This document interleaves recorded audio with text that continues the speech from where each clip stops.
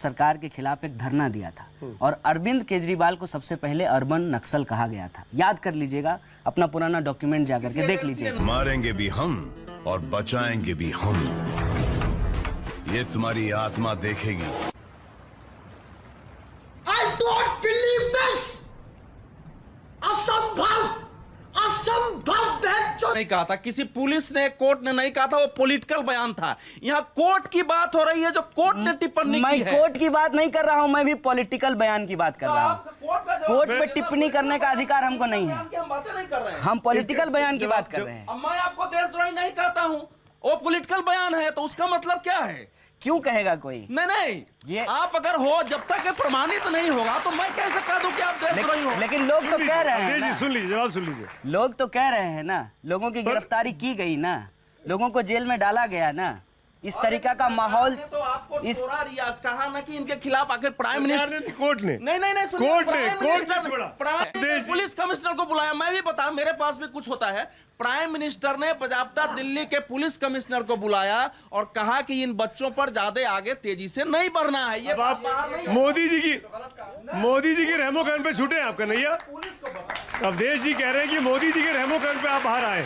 नहीं, ये इनका कहना है, इनकी जानकारी के मुताबिक। ये आज यही सबसे बड़ी साजिश है सुमित जी, कि इस देश के भीतर जिसको जो काम करने के लिए निर्धारित किया गया है वो काम ना करके दूसरा सब काम कर रहा है। मसलन रक्षा के सवाल पे बयान जो है गृह मंत्री का आएगा, गृह मंत्री से संबंधित मामलों पे बयान कानून मंत्री का आएगा और कानून मंत्री से संबंधित मामलों पे वित्त मंत्री का बयान आएगा। मैं कह रहा हूँ कि चीजें सिस्टम में चलनी चाहिए। आप दोनों लोग अपनी अपनी बात कर रहे हैं, एक दूसरे की बात का जवाब नहीं दे रहे। मेरी बात समझिए, मैं क्या कह रहा हूँ कि कोर्ट है इस देश में, पुलिस है इस देश में, उसको अपना काम करने दीजिए। ये जो पॉलिटिकल माहौल बनाया जा रहा है, हम भी उसी के खिलाफ बोल रहे हैं।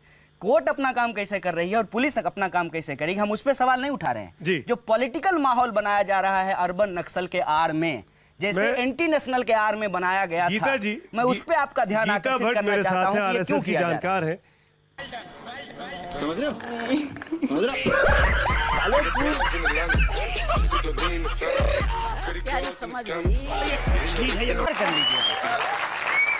कन्हैया, आजाद कश्मीर पे आप क्या कहेंगे? आजाद कश्मीर कहाँ है? नहीं, नारे लगते हैं, आपकी क्या प्रतिक्रिया है उस पे? आजाद कश्मीर जब मैं कह रहा हूँ कि मैं संविधान को मानता हूँ तो इस देश की एकता और अखंडता में भी भरोसा करता हूँ। अपने मन में ही सपना आया, कुछ मान लिए।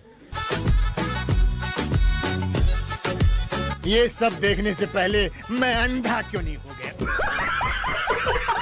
ऐसा नहीं होता है। तो आप आज कहिए कि कश्मीर भारत का इंटीग्रल हिस्सा है। ये आपके, ये इसमें कहने की बात है? नहीं, तो आप नहीं कहती हैं क्या? हम तो कहते हैं। आप मानते हैं कि नहीं मानते हैं? हम तो मानते हैं। आप बोलिए कि कश्मीर भारत का हिस्सा है। कश्मीर भारत का हिस्सा है। मैं आपकी बात का पूर्णतः समर्थन करता हूँ।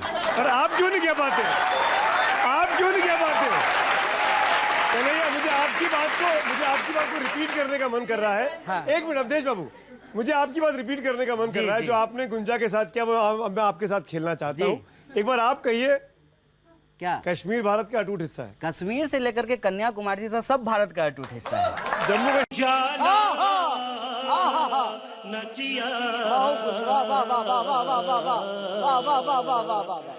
का अभिन्न अंग है। जम्मू कश्मीर भारत का अभिन्न अंग है। बिल्कुल है, इसमें कोई दो राय थोड़ी है। कहिए ना इसको। है, ये मैं बोलूंगा। मैं कहिए तो मैं गर्दन में लटका के घूमूं।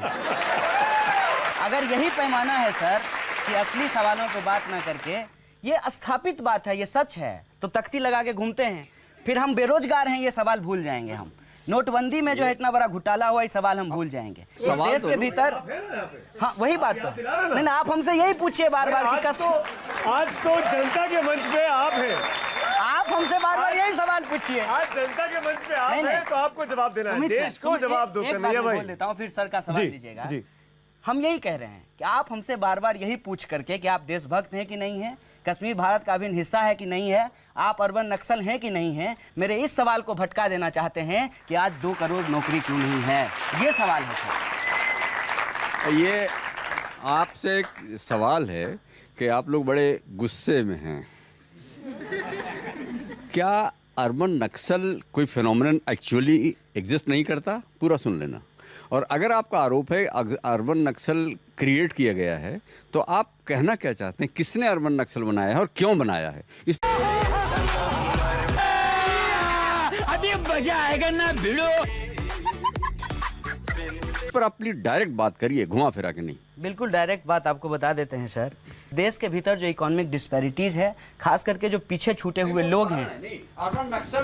अर्बन नक्सल टर्म से ज्यादा दिक्कत जो है, आप बताइए कि कौन क्रिएट कर रहे हैं। बड़ा लंबा करोगे तो कट जाएगा। नहीं अर्बन नक्सल और रूरल नक्सल, सेमी अर्बन, मेट्रो नक्सल, बस नक्सल, ट्रेन नक्सल, सड़क नक्सल, गली गली नक्सल, इस तरीके का डिवीजन करने का कोई जरूरत नहीं है। नक्सल नक्सल होते हैं और वो लोग जो कानून में भरोसा नहीं करते हैं, उनको ये टर्म दिया जाता है। ये टर्म जो कॉइन किया गया है सर, ये टर्म सबसे पहले दिल्ली के मुख्यमंत्री अरविंद केजरीवाल के लिए कॉइन किया गया था। अब आप मुझे बता दीजिए, क्या वो अर्बन नक्सल हैं?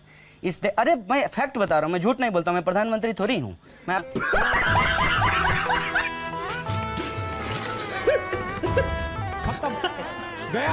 आपको सच बता रहा हूँ। ये टर्म जो है, ये टर्म कॉइन किया गया है और कॉइन इस तरीके से किया गया है कि इस देश के भीतर जो भी लिखने पढ़ने बोलने वाले लोग हैं, जिनके के घरों में किताब है, उनको अर्बन नक्सल टर्म किया जा सकता है।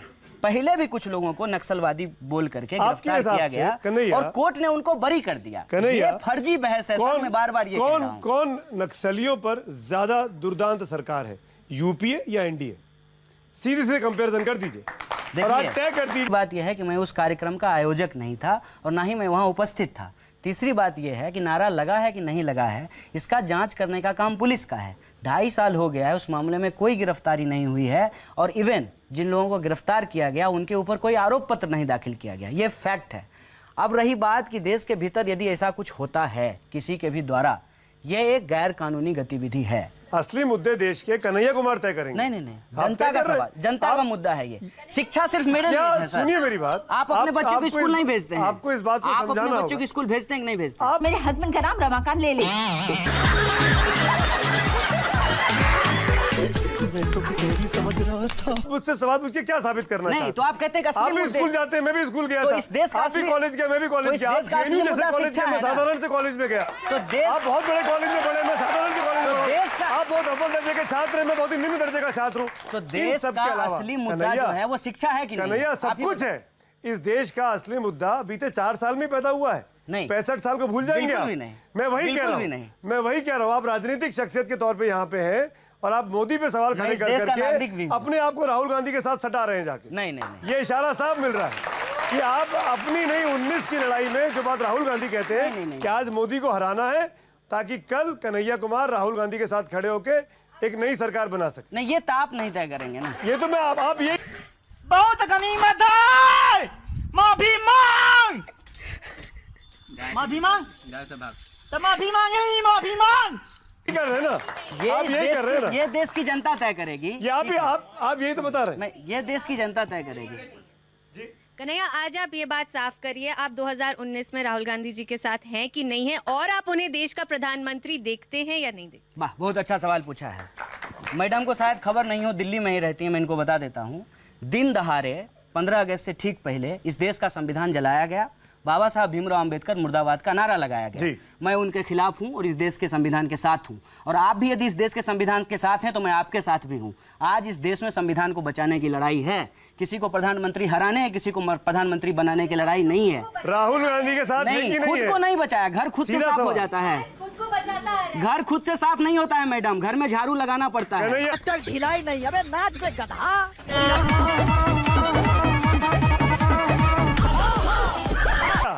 आजादी की बात करनी होती है, आखिरी सवाल। खुद से साफ नहीं होता है। सर, आप सरकार की इतनी आलोचना करते हो, बुराई करते हो। नाम बताओ पहले। मेरा नाम शांतनु पांडे है। आप सरकार की इतनी बुराई करते हो, आलोचना करते हो, तो आप ही बता दो कि आपको सरकार के 5 अच्छे काम क्या लगे?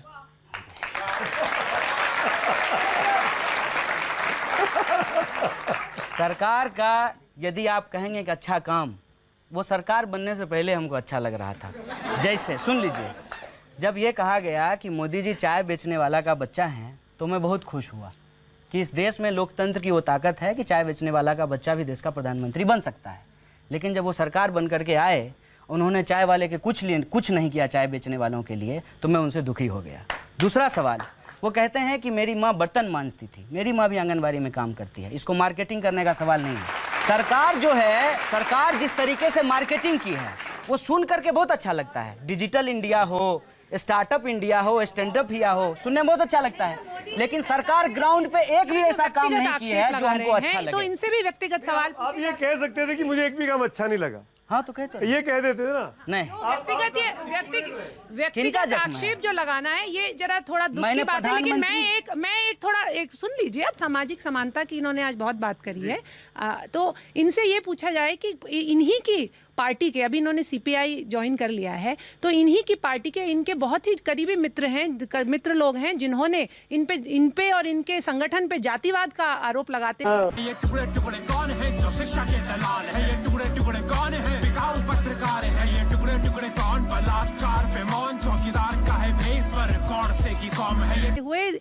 जो है त्याग पत्र दिया है और कहा है कि हम पार्टी तक छोड़ रहे हैं, तो उस विषय में ये क्या कहना, क्योंकि व्यक्तिगत इन्होंने आक्षेप लगाने शुरू किए जल्दी से। तो 10 सेकंड उस विषय में हमने पहले ही कह दिया है कि इस देश के भीतर जब भी कोई आंदोलन खड़ा होता है तो उस आंदोलन को भीतर से तोड़ा जाता है। हार्दिक पटेल के साथियों को बीजेपी के नेता पैसा दे रहे थे, उसका वीडियो आया था, याद है ना आपको? चुनाव जब गुजरात का चुनाव हो रहा था, और जब गुजरात का चुनाव खत्म हो गया है तो उस हार्दिक पटेल के साथी की कोई बात नहीं हो रही है।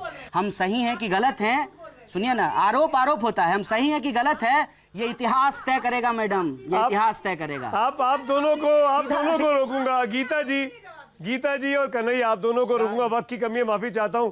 जोरदार तालियां छात्रों आप सबके लिए कि आप कहां खड़े हुए। सरकार यूपीए के वक्त में गिरफ्तारियां हुई, मैंने आपको उदाहरण देकर के बताया, सब लोग छूट गए, कोबाट गांधी को छोड़ के, मैं साईं बाबा को छोड़ के। मैं ये आपसे जानना चाह रहा हूं, कौन ज्यादा कड़ी कार्रवाई कर रहा है? मनमोहन सिंह की सरकार कर रही थी या नरेंद्र मोदी की सरकार कर रही थी?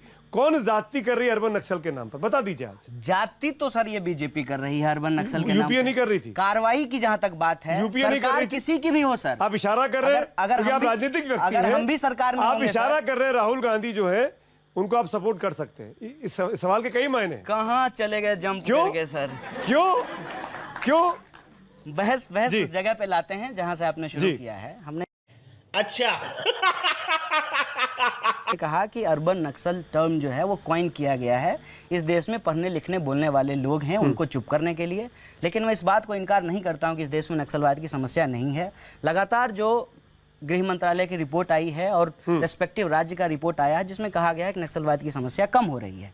नक्सलवाद के ऊपर कार्रवाई करने का जहां तक सवाल है, एक्स्ट्रा स्टेट जितने भी अफेयर्स होंगे, जो भी स्टेट पावर में होगा उसके ऊपर कार्रवाई करेगा, चाहे वो कांग्रेस की सरकार हो, चाहे वो सीपीआई की सरकार हो, चाहे वो बीजेपी की सरकार हो। सरकार कार्रवाई कर रही है, करवा रही है, इस पे सवाल नहीं है। सरकार जो है माहौल बना करके असली मुद्दे को छिपा रही है, ये सवाल है जिसमें मैं बार बार आने की कोशिश कर रहा हूँ। कन्हैया के भी सवाल है और कन्हैया के पास जवाब भी है, और यहाँ बहुत बड़ी संख्या में धंधी का मामला उठाया, बेरोजगारी का मामला उठाया। मैं ब्रेक के लिए यहाँ रुकूंगा, ब्रेक के उस पार जब लौटूंगा तो आपके मुद्दे पर लेके आना चाहूंगा। आप गीता जी से पूछिएगा, अवधेश जी से पूछिएगा, जो पैरवी कर रहे हैं बैठ के,